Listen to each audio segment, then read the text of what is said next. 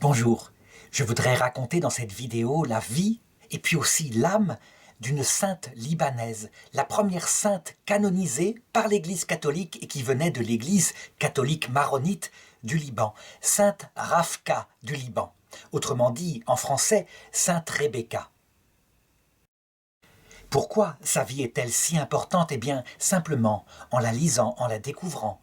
J'ai eu l'impression véritablement que le Seigneur nous avait donné ici, à travers cette Vierge habillée de noir, qui pourrait reprendre le cantique des cantiques. « Je suis noire, mais pourtant belle, fille de Jérusalem. » Eh bien, certainement, comme il le fait souvent lorsqu'il donne des saintes venant d'Orient, le Seigneur en a fait une sorte de parabole vivante de ce que sera le sort de l'Église catholique elle-même dans son épreuve finale, avant d'entraîner dans la gloire, dans la vie éternelle, le monde entier.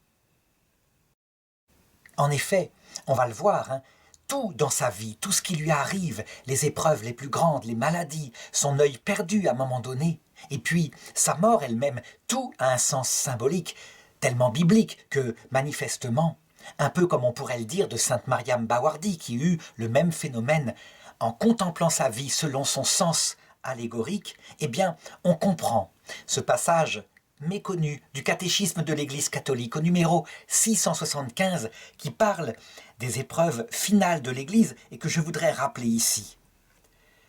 Avant l'avènement de Jésus-Christ, l'Église doit passer par une épreuve finale qui ébranlera la foi de nombreux croyants. La persécution qui accompagne son pèlerinage sur terre dévoilera le mystère de l'iniquité au monde. Et le texte continue au numéro 677 pour parler de la gloire, du but de cette épreuve. L'Église entrera dans sa gloire, la gloire du royaume, à travers cette ultime Pâque, où elle suivra son Seigneur dans sa mort et puis sa résurrection. Eh bien, je crois que pour sainte Rafka, et à chacun de se faire une opinion, on a une parabole vivante qui nous a été donnée. Alors j'ajouterais, elle est une sainte du Liban, et le Liban lui-même, terre catholique, certainement, est une petite église. C'est l'image physique, c'est tout au nord d'Israël, et c'est l'image physique de ce qu'est l'église catholique et de son propre sort aussi, avant la glorification finale. Alors pour bien le comprendre, d'abord je voudrais raconter sa vie en détail, mais aussi le milieu où elle est apparue. Alors, elle ne s'appelle pas Rebecca, ce n'est pas son nom de baptême, c'est son nom d'entrée dans la vie religieuse. Elle est née exactement le 29 juin 1832, fête des saints Pierre et saint Paul, et on a encore là un symbole, donc Pierre et Paul étant les deux colonnes de l'église catholique, et elle est baptisée le 7 juillet suivant, et elle reçoit le prénom en arabe de Boutrossier, ce qui veut dire Pierrette, petite pierre. Pour bien situer géographiquement, sa ville de naissance, c'est Imlaya, c'est-à-dire au nord du Liban. Une terre avec des montagnes, avec des collines, avec des cèdres, une terre magnifique. Comme j'ai dit que tout est symbolique dans sa vie, il faut même noter son prénom de baptême. Je l'ai dit, on pourrait le traduire en français par Petite Pierre, Pierrette, Pétronille. En fait, c'est en l'honneur justement de Sainte Pétronille, qui fut convertie par Saint Pierre. Et donc, on a là déjà la marque que je pense, il faut regarder l'Église catholique à travers tous les événements de sa vie. Son père s'appelle Mourad al-Rayes et sa mère Rafka, donc Rebecca aussi, enfin c'est le nom de sa mère qu'elle prendra plus tard comme nom de religion, Rebecca Gemayel. Et ce sont deux catholiques maronites, donc de cette église particulière qui est plutôt de camp orthodoxe à la base, mais qui a rejoint l'unité catholique dès le Moyen-Âge, qui d'ailleurs, à un moment donné, avait été une église monophysite, c'est-à-dire qu'elle avait adhéré à une hérésie qui courait ainsi dans l'Empire romain d'Orient, avant, pour rejoindre l'église catholique, d'y renoncer et d'admettre que le Christ est Dieu fait homme avec deux natures, donc le duophysisme. Il a une vraie nature divine, il est la personne du Verbe fait chair. Il a une vraie nature humaine complète qu'il a assumée. Elles sont unies substantiellement pour faire sa personne, la personne de Jésus, et sans mélange. Donc c'est de la haute théologie, hein. Peu importe. Ce qui compte, c'est le caractère courageux de cette église du Liban, parce que dans une mer où il y aura de l'islam, où il y aura de l'orthodoxie, c'est une église qui sera très souvent persécutée. Son pèlerinage terrestre sera sans cesse des pogroms, des assassinats, et même à un moment donné, durant la vie de Sainte Ravka, il y aura des massacres dus à une religion particulière, assez proche de l'islam, mais en même temps considérée par les musulmans comme hérétique, qu'on appelle les Druzes. Et donc, véritablement, dans ce petit pays qu'est le Liban, il y a sans arrêt des pogroms. C'est une enfance très dure que celle de cette petite Pierrette, parce que, d'abord, elle perd sa maman à l'âge de 7 ans, en 1843, et son papa, qui n'arrive pas à s'occuper ainsi de sa petite fille, eh bien, il la place comme servante auprès d'une famille, la famille d'Assad Badawi, du côté du Mont Liban. Elle va y rester 4 ans en rendant des services dans la maison, et puis elle va y apprendre quand même quelques notions comme lire, écrire un petit peu. Elle va avoir une certaine culture, mais il faut bien le reconnaître, son rôle est un rôle tout à fait effacé. Mais invisiblement, sa foi profonde se développe. Elle la garde, sans doute en souvenir de sa maman qui lui a communiqué, mais aussi peut-être dans cette famille-là. En tout cas, elle ne perd pas jamais la prière, le rapport avec le ciel, ce qui lui permet de tenir, parce que tout de même, on peut le dire, ce sont des vies extrêmement dures. Est-ce qu'on ferait ça à un enfant de 7 ou 10 ans à notre époque? Finalement, elle revint à sa maison à l'âge de 15 ans, nous étions donc en 1847, et là, elle était devenue une jeune fille très belle, et elle fut stupéfaite à la maison en revenant, en constatant que son père ne lui avait même pas dit, il s'était remarié. Elle cacha sa peine, si elle en eut, on ne sait pas, mais toujours est-il que sa belle-mère, eh bien, voyant qu'elle était une jeune fille intéressante, commença à élaborer le projet de la marier avec son propre frère qui était célibataire. Quant à la sœur de son père, elle, qui voyait cette jeune fille si pieuse, si bien élevée, si discrète, si travailleuse, elle commença à fomenter le projet de la marier avec son propre fils, donc avec son cousin. Donc on le voit, elle était très convoitée, mais son âme était déterminée. En ce qui la concernait, elle avait envie de se donner à Dieu, le seul époux qui lui convenait, celui qui lui donnait le sens de l'absolu, le bonheur.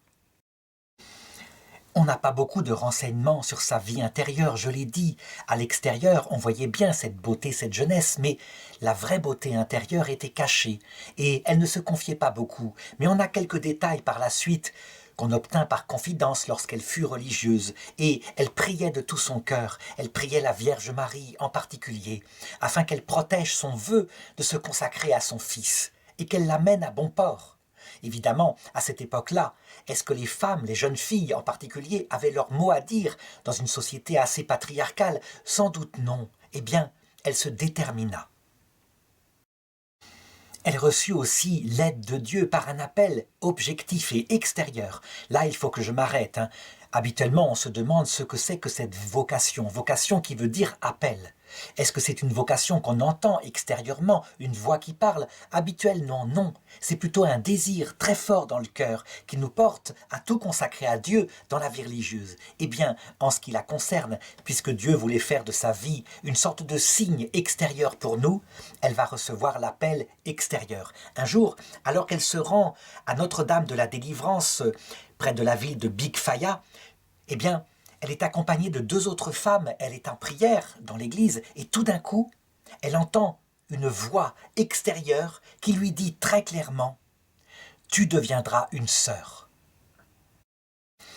C'est une voix forte, c'est une voix d'homme. Est-ce que c'est la voix du Christ? Est-ce que c'est la voix de son ange gardien? L'essentiel, c'est que cette autorité qui émane de cette voix va la déterminer. Maintenant, elle le sait, elle appartiendra au Christ.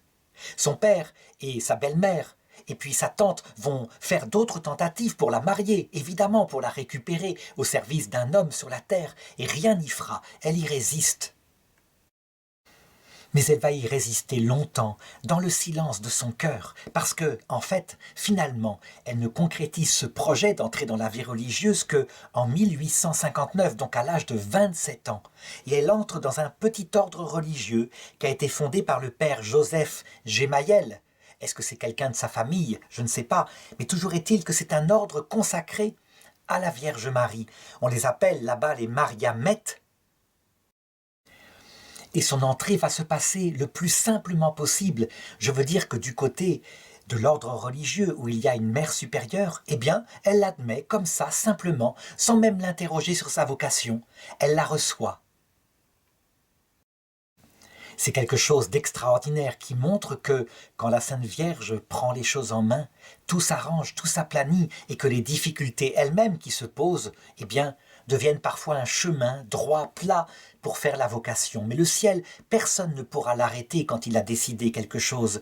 Et donc, finalement, le 19 mars 1861, le jour de la fête de Saint-Joseph, elle prend l'habit de novice et on lui donne le prénom de Anissa. C'est son premier nom de religion.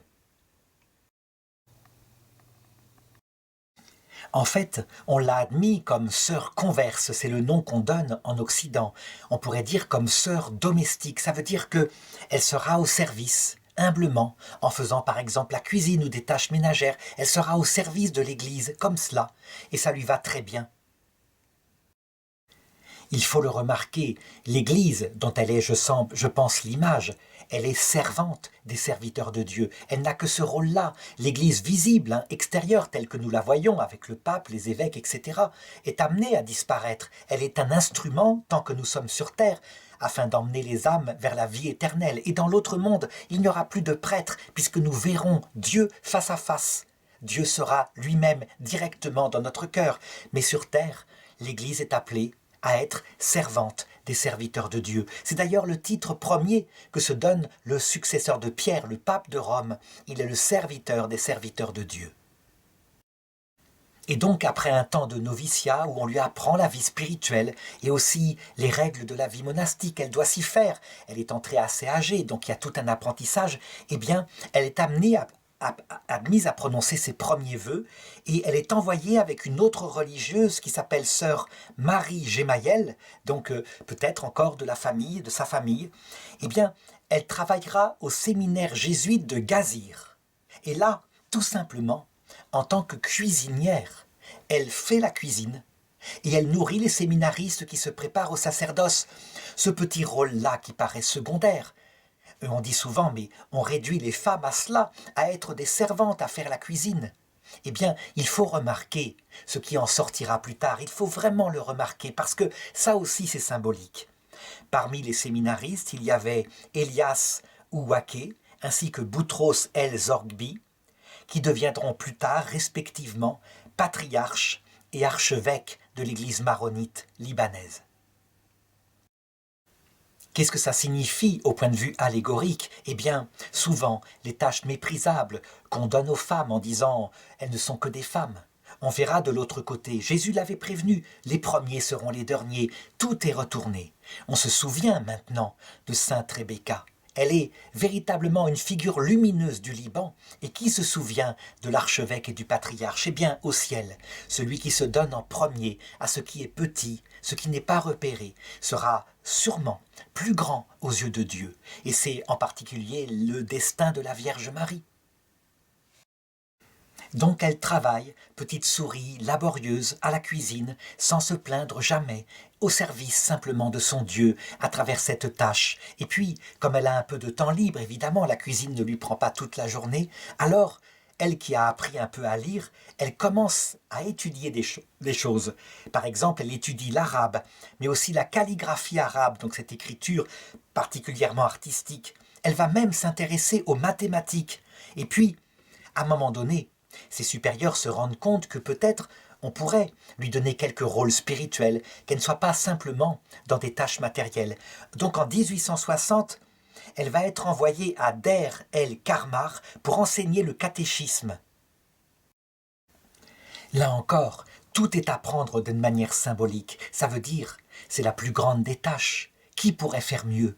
N'est-ce pas la tâche de l'Église que de former les enfants de Dieu, de former leurs âmes, en particulier par le rôle des évêques qui confèrent la confirmation, donc une perfection de la vie spirituelle, au service de l'union avec le Christ. Et c'est ce qu'elle fait humblement, comme ça, au jour le jour. La plus grande mission qu'on puisse imaginer dans l'Église catholique. J'ai parlé au début de cette vidéo de la grande persécution, de la guerre civile qui va se développer dans ces années 1860 entre les Druzes et les Maronites. En fait, ça vient principalement d'attaques de Druzes, cette religion particulière qui croit en la réincarnation, mais qui est en minorité dans l'Orient, où il y a énormément de sectes, qui est particulièrement persécutée par l'islam sunnite. Et toujours est-il que parce que les Maronites font beaucoup d'enfants, se développent et prennent un certain poids démographique au Liban, à un moment donné, effrayés pour des raisons de survie, ils vont s'attaquer à des villages maronites et massacrer ici et là des chrétiens. À cette époque-là, il y a d'autres saints qui sont donnés à l'Église du Liban parce que la grande tentation, pour les jeunes en particulier, aurait été une tentation nationaliste. Ça veut dire de répondre coup pour coup, d'attaquer et pourquoi pas de tuer des Druzes. Et donc, un saint du secteur qui s'appelle Saint Nimatoula, qui est canonisé lui aussi, va se bagarrer en enseignant aux jeunes, parce que lui est un professeur éminent de théologie, de philosophie, leur enseigner la chose suivante pour éviter qu'ils répondent par la violence. La seule chose qui compte, c'est le salut éternel.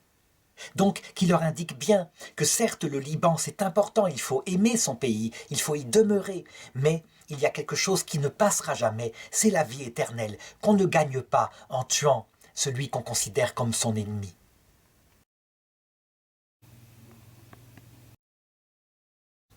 On peut dire vraiment qu'il est laissé à l'Église du Liban, à la Sainte Église maronite, tout ce qu'il faut pour affronter les épreuves qui vont perdurer. Par exemple, la vraie guerre civile, c'est qu'il fera des milliers de morts. C'est la guerre qui a eu lieu à la fin du XXe siècle, une guerre civile entre des musulmans, des Palestiniens, et puis les Maronites qui seront là, véritablement massacrés, et qui seront tentés, encore une fois, de se lever politiquement et de répondre coup pour coup.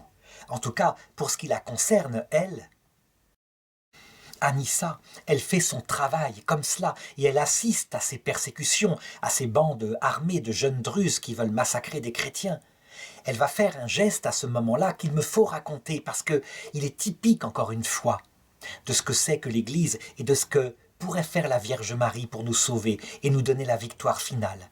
À un moment donné, des Druzes poursuivent des catholiques pour les tuer et elle est religieuse, on n'ose pas y toucher, elle est avec son vêtement. Elle arrive à cacher un petit enfant sous ses jupes, vraiment, comme le ferait la Vierge Marie sous son manteau quand on est en danger, et à le faire passer pour qu'il ne soit pas atteint par le massacre et à sauver sa vie. C'est un geste profondément important. Ce qui veut dire, c'est que la Vierge Marie, manifestement, ainsi que saint Ravka, protège l'Église du Liban depuis le ciel avec une certitude absolue, mais en vue de la vie éternelle, bien sûr, en premier. Alors enfin, en 1863, toujours au cœur de sa congrégation, là, sœur Anissa est envoyée, pour instruire des jeunes filles et les former aux principes de la foi chrétienne. Elle laissera à cette période-là le souvenir véritablement, on commence à découvrir ce qu'elle est, une personne profonde, extrêmement profonde, qui marque les gens qui l'entourent. Ce n'est pas pour rien s'il a été canonisé. C'est parce qu'il sortait, il émanait d'elle sans qu'elle le cherche. Quand elle parlait de Jésus-Christ, une telle ferveur, un tel amour, que ça se voyait. Elle n'était pas que cette humble cuisinière, noire mais pourtant belle. Sa beauté extérieure sortait par tous les pores de sa peau dès qu'elle s'exprimait. Alors je voudrais raconter maintenant un événement qui va vraiment bouleverser sa vie, mais qui va être l'occasion évidemment de sa nouvelle vocation, celle de victime au service de son peuple, du Liban, mais de l'Église catholique tout entière. En 1871, alors qu'elle est en séjour à Mad, voici que sa congrégation est secouée par une crise intérieure. Et c'est ainsi que le patriarcat du Liban maronite décide, voyant ce qui se passe, d'un seul coup brutalement de dissoudre complètement la congrégation afin de faire rentrer les religieuses dans l'ordre des religieux du Liban. Il y a évidemment une congrégation unique où sont la plupart des moines et des religieuses. Il faut se dire que c'est un bouleversement, c'est un peu comme si son monde s'écroulait. Elle a 39 ans, qu'est-ce qu'elle va devenir? Est-ce qu'elle ne va pas devoir rentrer dans le monde, aller travailler, etc. Je dirais dans un métier où elle gagnera son argent. Et le soir, alors que fort inquiète, elle se confie à Dieu et elle prie dans l'intériorité de son cœur, alors va lui être donnée la deuxième forte vision de sa vie, toujours extérieure et pleine de sens symbolique, qui va la confirmer dans sa vocation. Donc, elle voit en rêve, cette fois, mais très concret, c'est un rêve palpable, c'est comme si c'était des détails presque charnels, au point que on sait distinguer ce qu'est un songe envoyé par Dieu d'un simple rêve imaginaire. Elle voit en rêve lui apparaître 3 saints. Saint Georges, Saint Siméon le Stylite et Saint Antoine le Grand. Saint Georges, c'est un militaire romain qui a été persécuté, massacré, et donc c'est le symbole de la force. Quelquefois, on le représente en compagnie de Saint Michel, donc une force de caractère capable, comme un homme, de regarder en face la persécution et de l'affronter jusqu'à la mort. Saint Siméon Stylite, c'est un homme qui s'imposa d'énormes pénitences, toujours pour tendre vers Dieu, ce qui indique qu'il lui est demandé de rester fidèle, fortement fidèle, dans l'épreuve, telle qu'elle en est. Elle doit mettre tout son caractère, elle sera certes aidée par la grâce, mais on attend une réponse d'épouse, la femme forte debout, l'épouse du Cantique des Cantiques. Et puis, saint Antoine du désert, qui est le père de tous les moines, en tout cas des moines ermites, un homme qui affronta le démon dans des épreuves terribles et qui comprit qu'il fallait le vaincre à travers la modération d'une vie donnée dans l'équilibre d'une règle, une règle d'ermite. Et il lui parle, saint Antoine du désert, et lui dit par 2 fois, et le chiffre 2 est très important, c'est une référence biblique, de même que Joseph, petit-fils d'Abraham, lorsqu'il était confronté à des rêves qui lui annonçaient l'avenir, il les faisait 2 fois, et il disait à ceux qui lui parlaient ensuite de leurs rêves, que si tu l'as fait 2 fois, c'est que c'est une décision de Dieu, ça se réalisera. Si ce n'avait été qu'une fois, peut-être, ce serait une hypothèse envoyée par Dieu. Et donc saint Antoine lui dit à 2 reprises, « Tu entreras dans l'ordre libanais maronite. Tu resteras religieuse, tu resteras religieuse. » Pourquoi ces 3 saints? Qu'est-ce que ça signifie d'un point de vue symbolique? Eh bien, la force d'une réponse qui vient de notre action fondée sur la grâce. Ça, c'est saint Georges. D'autre part, pour saint Siméon le Stylite, l'ascèse, il faut se méfier de soi, on n'est jamais arrivé dans la sainteté. Nous avons en nous des pulsions, des choses qui pourraient nous entraîner à renier notre vocation. Et puis, saint Antoine du désert, c'est le but de tout, évidemment, la prière, la vie mystique, la consécration à Dieu. À quoi servirait la force et l'ascèse sur soi si ce n'était ordonné à l'amour de Dieu et à l'amour du prochain?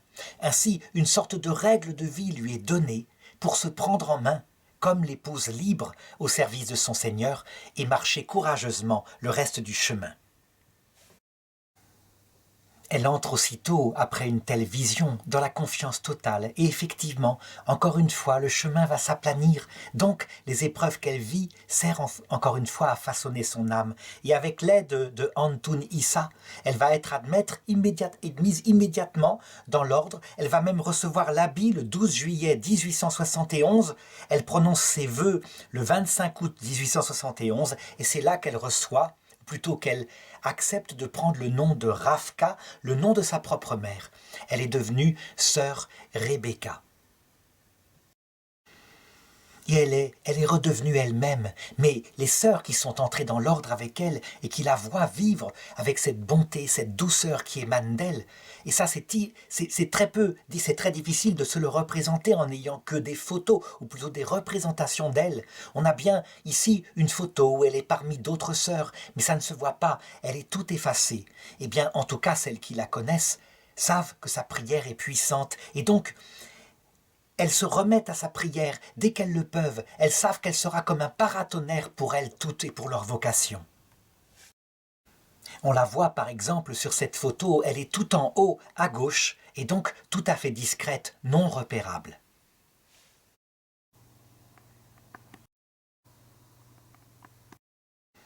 Elle est entrée, elle ne le sait pas, mais dans les 26 dernières années de son pèlerinage terrestre, Celui qui, je crois, est le plus important pour comprendre ce que je voulais dire par cette vidéo. Il va se passer ici l'entrée dans une autre vocation, la vocation de victime au service de l'Église.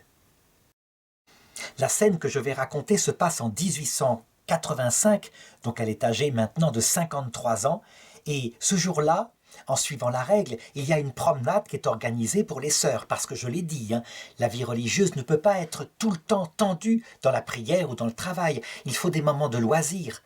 Comme l'avait dit un père du désert, l'arc de la psychologie humaine, si on l'attend trop et toujours, il casse. Et donc, ces règles sont faites de l'expérience des anciens, avec une vie équilibrée entre travail, prière, récréation, etc. Et donc elle racontera elle-même dans son récit autobiographique qu'on lui fera écrire. C'était le premier dimanche du rosaire. Là encore, le rosaire, c'est très important.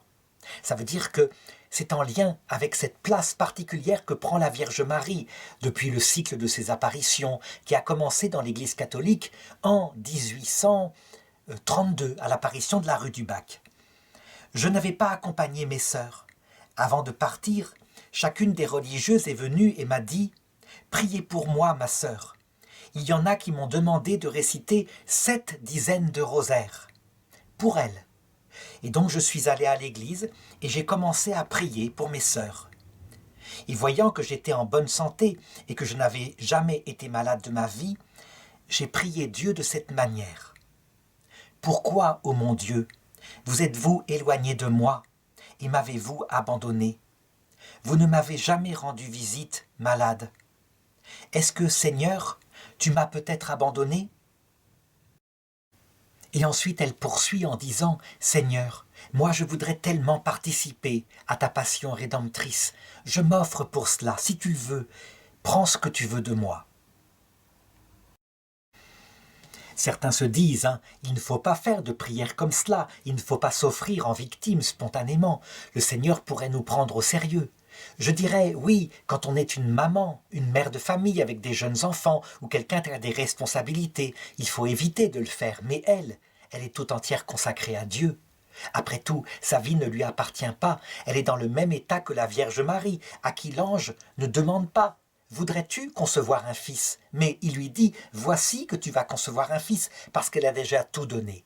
Eh bien le Seigneur, immédiatement, va la prendre au mot, et elle va le raconter, toujours dans le même journal. Le soir, la nuit suivante, au moment de dormir, j'ai senti une douleur des plus violentes se répandre au-dessus de mes yeux, au point que j'ai atteint l'état dans lequel vous me voyez. Elle l'écrit à son supérieur. Aveugle et paralysé, et comme j'avais moi-même demandé la maladie, je ne pouvais pas me permettre de me plaindre ou de murmurer. À l'époque, évidemment, on n'a pas le diagnostic, mais quand elle décrit les douleurs qui la lancent, on peut tout à fait penser à un problème lié à un des nerfs crâniens, donc quelque chose d'extrêmement douloureux.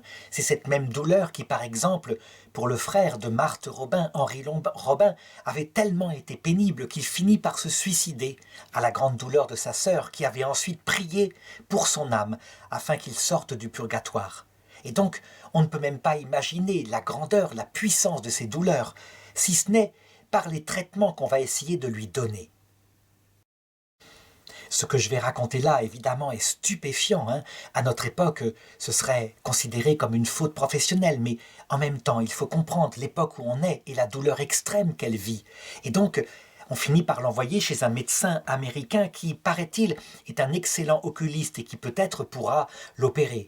En réalité, si ça vient des systèmes nerveux à l'intérieur, il ne peut rien faire. Mais lui va essayer tout de même. Et donc il va commencer à toucher à son œil droit, qui est le plus douloureux, pour voir ce qu'il peut faire. Et puis, il rate complètement. Alors c'est une opération qui se fait évidemment sans anesthésie, à vif. Mais ça la lance tellement qu'elle est prête à tout supporter. Et puis, il rate accidentellement l'opération.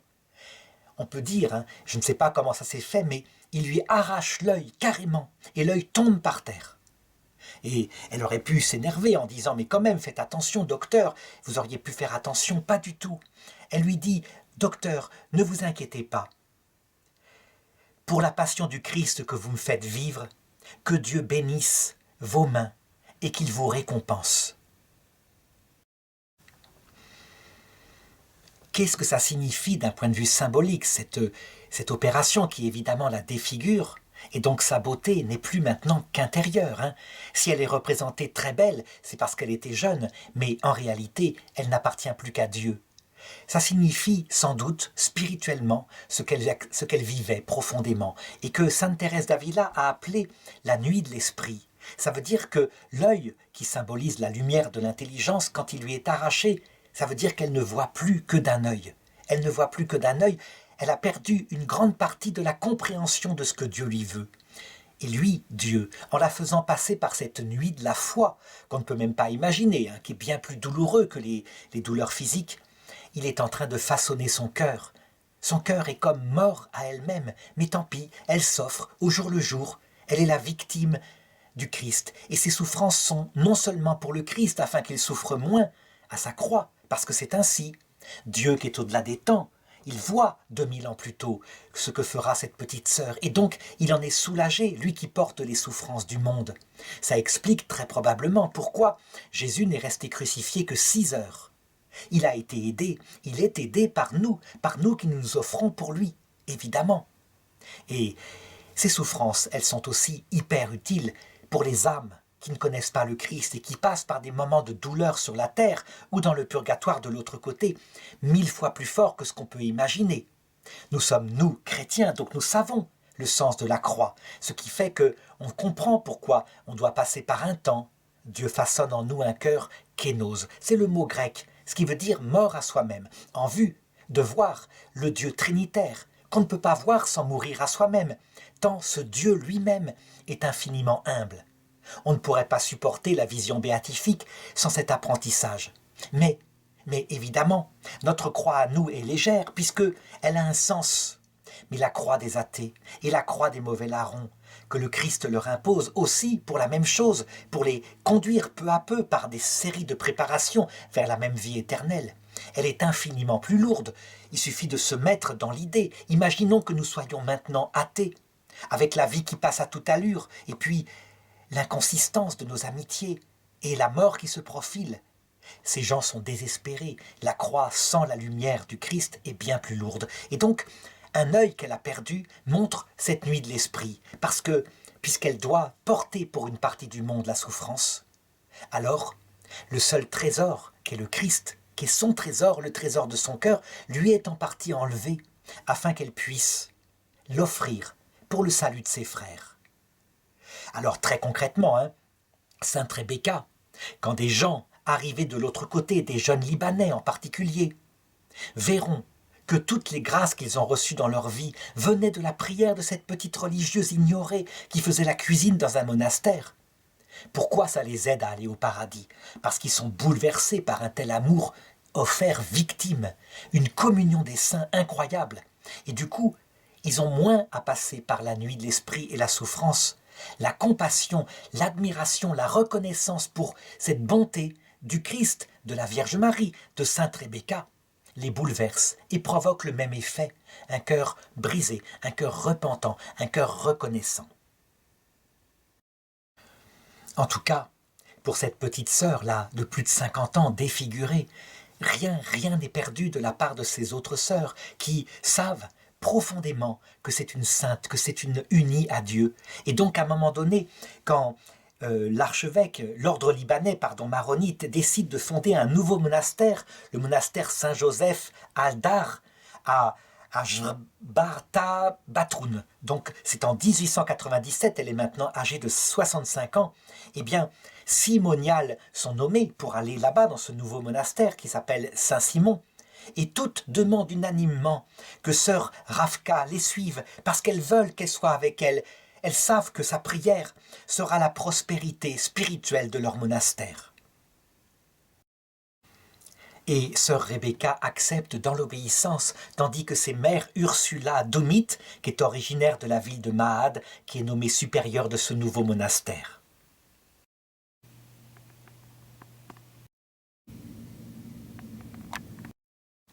Là-bas, elle y reprend simplement sa vie. Ça veut dire qu'elle est domestique, elle est servante de ses autres sœurs, la cuisine, le ménage, et puis son autre rôle, la prière. On lui confie les deux. C'est extraordinaire, Ça montre à quel point, d'ailleurs, eh bien, ce ne sont pas dans les grandes tâches, les grands apostolats, que se fait le plus grand salut. Si je représente tous les grands saints donnés à l'Église par le Liban, on a, dans cette photo-là, au centre peut-être, devant, cette petite sœur Rebecca, qui est plus grande que les grands prédicateurs, celui dont je parlais tout à l'heure. Le moine saint Nimatula, qui fut un grand prédicateur, mais ce qui est le plus grand au ciel, c'est l'humilité, c'est l'amour, ce sont ces qualités-là qui seront pour l'éternité, et non pas les œuvres, aussi grandes soient-elles, que l'on pourra faire. Et donc, elle continue humblement sa cuisine, et ses sœurs savent que c'est une sainte. Durant les 12 années qui suivent l'opération ratée de ce médecin américain, la douleur se transporte à l'autre œil maintenant. Et donc, rien n'est arrêté. Et puis, peu à peu, son corps se dégrade. Par exemple, en 1899, donc au début de ce XXe siècle, l'un des plus horribles siècles de toute l'histoire de l'humanité, avec ces 2 guerres mondiales, la guerre froide, etc., eh bien, Rebecca devient complètement aveugle et puis paralysée. Voilà le rapport médical qui est donné. Ses articulations se disloquent, son corps devient aride et sec. Elle ressemble à un squelette, peu à peu décharné. Elle passe les 7 dernières années de sa vie étendue seulement sur le côté droit de son corps. Sur son visage, rayonnant et paisible, se lisait un sourire céleste. Voici une photo qu'on a prise à cette époque-là, avec à côté d'elle la sœur infirmière qui veille sur son sommeil. Et elle est suivie, cette photo, par la statue qu'on a faite de cette scène, parce que pour les Libanais, elle est l'image même de leur petite sœur Rebecca, de leur mère spirituelle Rebecca.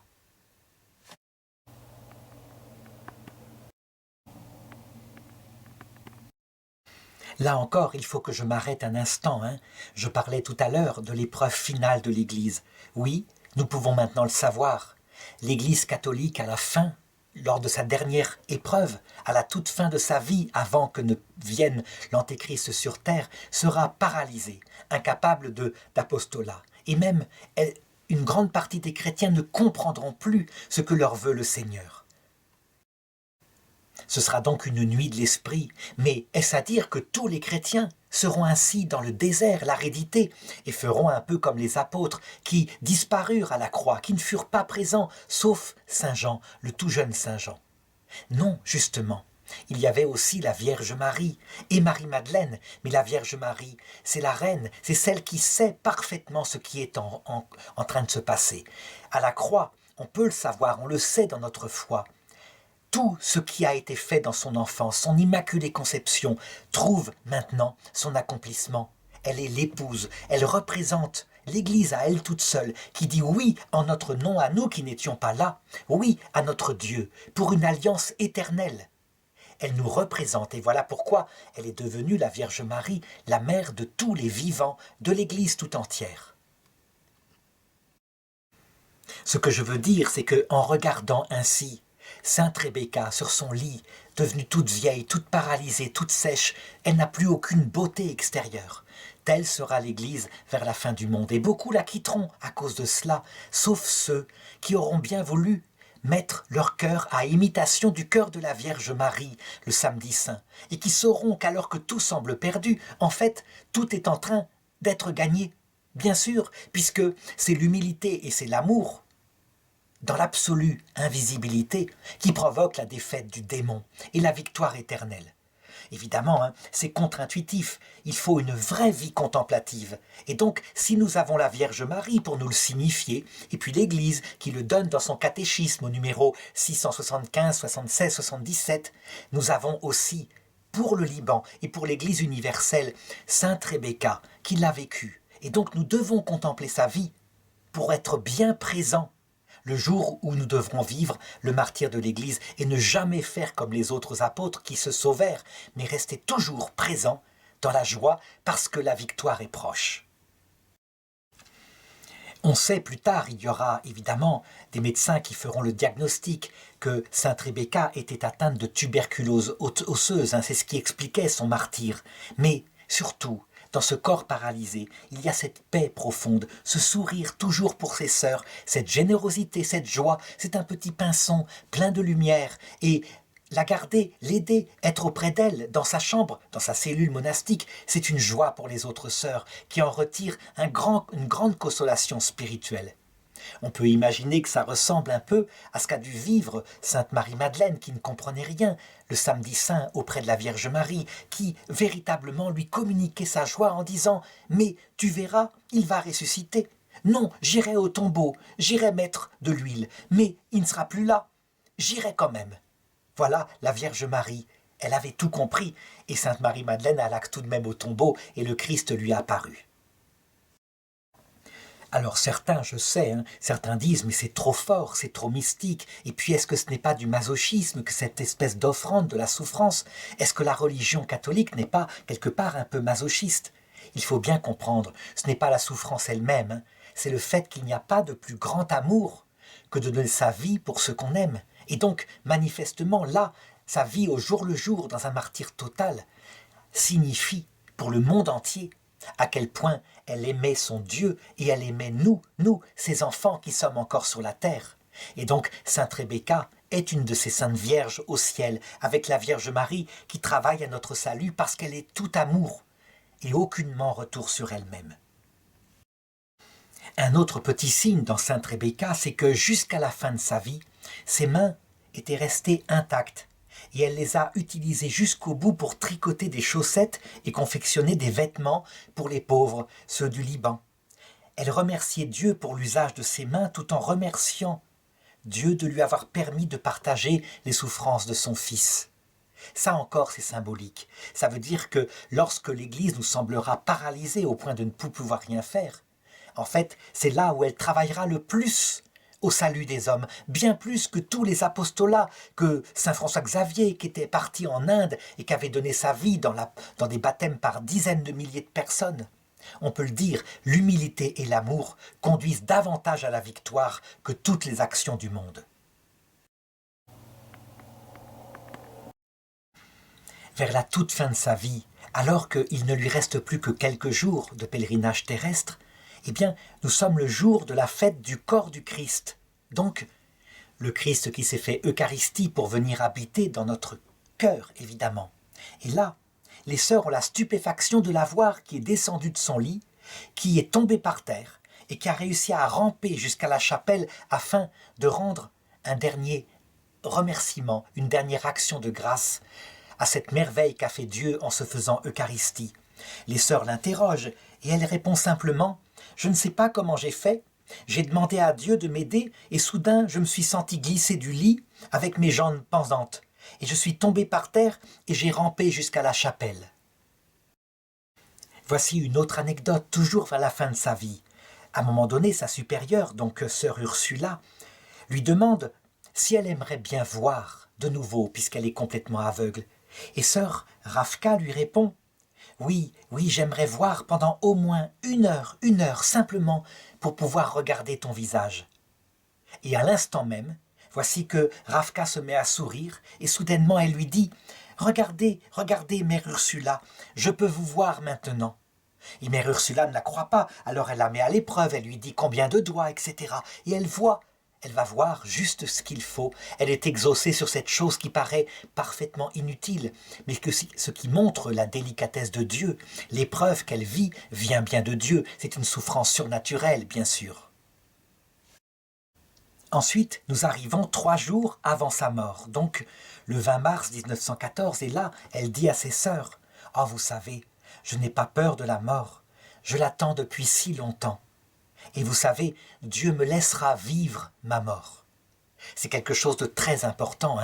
Souvent, nous qui vivons sur la terre, nous avons peur de cette mort, alors qu'en fait, c'est absolument fantastique. C'est un voyage de merveille, où nous partons de cette vie avec un vieux corps tout mort, tout raide, et puis tout d'un coup, nous passons dans le passage, et nous savons, dans quelques jours, dans quelques instants, nous allons voir face à face notre Seigneur et la Vierge Marie, et les saints et les anges, et puis nous retrouver jeunes, beaux, forts, comme dans les moments de notre jeunesse. Donc la mort, on devrait au contraire la désirer. Évidemment, ça n'arrive qu'aux personnes qui toute leur vie se sont préparées par l'espérance, non seulement en méditant sur ce qui se passe à l'heure de la mort, et nous avons des détails par les pères de l'Église, par les gens qui ont approché la mort aussi qu'on a pu réanimer, mais aussi par notre foi. Et nous savons que nous verrons Dieu bientôt à l'heure de son retour, là, dans ce moment-là. Enfin, voici qu'arrive le 23 mars 1914 et sœur Rebecca demande la Sainte Communion. On la lui donne. Elle a le viatique, donc ce qu'il lui faut, le pain d'effort pour faire ce voyage qui va durer très peu de jours, mais elle doit avoir sa nourriture. Et puis, simplement, paisiblement, elle remet son esprit en appelant Jésus, la Vierge Marie et Saint Joseph. Son visage est tout souriant, illuminé d'allégresse, et elle dit « Je donne mon âme à Saint Joseph et à la Sainte Vierge Marie ».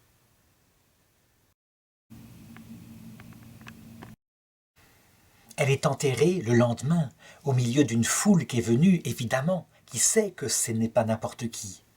Et puis, le silence se fait pendant 2 jours. Et voici que le 3e jour, on prévient les sœurs en disant « Regardez, regardez !» du côté de sa tombe. Et c'est vrai, il y a une grande lumière qui est apparue. Et ce n'est pas la première fois, d'autres saints ont eu ce phénomène-là.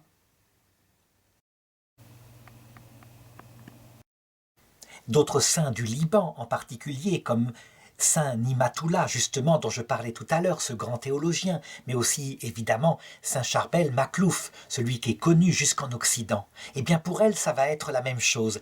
Et je voudrais commenter l'idée que c'est arrivé 3 jours après sa mort. Là, c'est la fameuse histoire du signe de Jonas. À des gens qui lui demandaient un signe, Jésus répondit « Il ne vous sera donné aucun signe, sauf le signe de Jonas. De même que le Fils de l'homme est resté 3 jours dans le ventre du poisson pour Jonas, de même le Fils de l'homme restera 3 jours dans la mort, puis il ressuscitera. » Dans la tradition d'Orient et d'Occident, en particulier chez les moines gaéliques, du côté de Saint Patrick, de Saint Malachie, il a toujours été enseigné que la mort, pour la plupart des gens, était un passage entre ce monde et l'autre qui durait à peu près 3 jours, comme le Christ est resté 3 jours au tombeau. Et puis, on entre dans l'autre monde. Ce passage de la mort est fort important. C'est un passage où on est encore sur terre, où on peut véritablement dire au revoir à ce qu'on aime, visiter les lieux qu'on a connus, et l'ange gardien est auprès de nous pour nous aider, nous rassurer. Et puis, à un moment donné, quand on est prêt, eh bien, il nous présente à la grande lumière du Christ et nous pouvons entrer d'abord dans la vision de son humanité glorieuse, accompagnée des saints et des anges. Il vient nous chercher. Et puis, si nous sommes prêts, si notre âme est tout humble et tout amour, alors nous entrons dans la vision béatifique. Ça veut dire que nous voyons face à face sa divinité, sans qu'il y ait aucun intermédiaire créé. Même son humanité n'est plus utile, et c'est plutôt par sa divinité que l'on voit face à face. C'est une vision de l'esprit, évidemment, que l'on voit l'humanité, et que l'on peut alors revenir sur terre pour aider cette foi, avec toujours en soi la présence de Dieu, tous ceux qui sont encore en chemin. Eh bien, très certainement, Dieu a voulu donner par cette lumière, 3 jours après la mort de Sainte Rebecca, le destin final.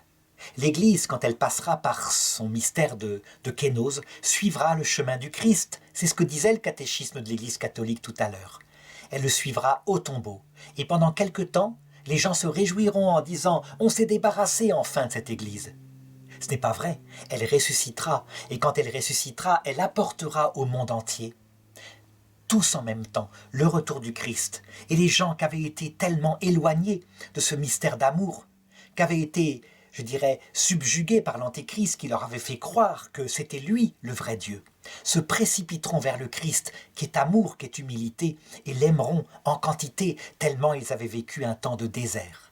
Donc nous devons toujours avoir dans le cœur cette espérance. Extérieurement, tout semble se terminer mal pour Sainte Rebecca, mais c'est l'inverse. Nous devons regarder ce qui se passe là par cette lumière. Elle est entrée dans la gloire. Il en sera de même pour l'Église. C'est donc une magnifique parabole que nous a donnée Sainte Rebecca. Elle est enterrée au cimetière du monastère qu'elle a fondé.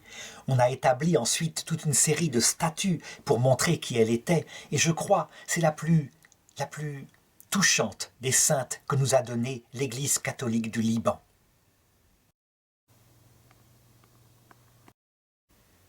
Dernier détail, cette lumière mystérieuse qui émanait de son tombeau, cette lumière splendide, est apparue 2 nuits consécutives.